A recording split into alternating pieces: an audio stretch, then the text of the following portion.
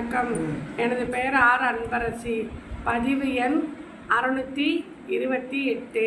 ஸ்ரீராமஜெயம். தலைப்பு: தசரதர் ஸ்ரீராமன் பரதன் லட்சுமணன் நால்வருக்குள் பாசம்.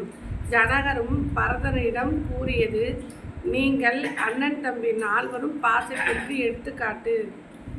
ஆகவே எனக்கு பாசத்திற்கு எடுத்துக்காட்டாக அது பெருமையாயிருக்கிறது. நீங்கள் காட்டும் பாசம் ஞானியாகி எங்கள் மனதை சந்தோஷப்படுத்துகிறது. உலகம் உள்ளவரை நீங்கள் ஒரு எடுத்துக்காட்டாய் திகழ்வீர்கள். பரதா, அன்பென்றும் பிடியில் அகல்படும் மலையே என்று ஞானிகள் சொல்வதுண்டு.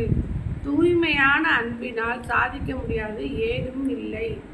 அரசை ஏற்றுக்கொண்டால் களங்கம் வருமோ என்ற சிந்தனை எல்லாம் கடந்து இது பாவம், இது புண்ணியம் என்று சொல்ல பரதனும் ஸ்ரீராமபிரானின் பாதங்களை வணங்கி தரையில் அமர்ந்து கண்களில் நீர் சிந்த, அண்ணா, உண்மையான தூய்மையான அன்போடு கேட்கிறேன்.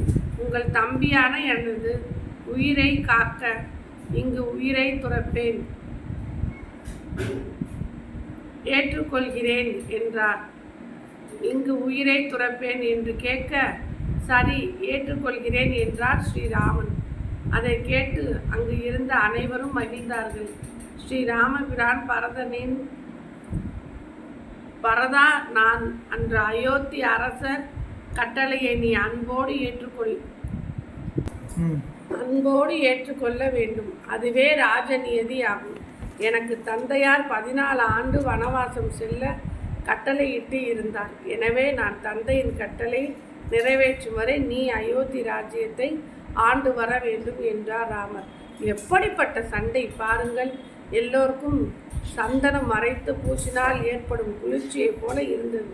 தேவர்கள் வானில் தோன்றி, பரதா, நீ நாட்டை ஆள வேண்டும். உன் அண்ணன் ராமன் தந்தை சொல் காக்க வேண்டும். ராவணன் வதம் நடக்க வேண்டும்.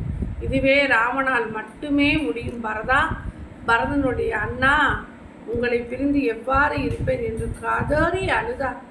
இப்பேற்பட்ட பாசத்திற்கு ஈடு இணை ஏது இல்லை.